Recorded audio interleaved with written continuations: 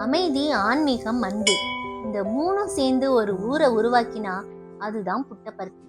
சின்ன கிராமம்தான், ஆனா உலகம் முழுக்க மக்கள் அமைதிக்காக வரும் புனித பூமி. ஆந்திர மாநிலம் ஸ்ரீ சத்யசாயி மாவட்டத்துல இருக்கு. இந்த ஊர் சென்னையில இருந்து 360 கிலோமீட்டர் தூரத்திலையும் பெங்களூர்ல இருந்து 155 கிலோமீட்டர் தூரத்திலையும் இருக்கு. பல ஊர்ல இருந்தும் மக்கள் இங்கு வந்து வழிபட காரணம் ஸ்ரீ சத்யசாயி பாபா. இவரு புட்டபர்த்தியில நவம்பர் 23ஆம் தேதி 1926ஆம் வருஷம் பிறந்தவர்.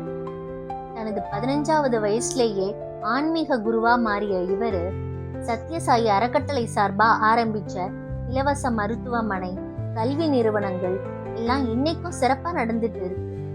லவ் ஆல் சர்வ் ஆல் என சொல்லி உலகம் முழுக்க மனிதத்துவத்தை பரப்பியவர் அவரு. இங்குள்ள பிரசாந்தி நிலையம் பெயருக்கேத்த மாதிரி தெய்வீகமான அமைதி நிறைஞ்ச இடம். தியானம், பக்தி, சேவை எல்லாத்துக்கும் உயிரூற்ற தலம்.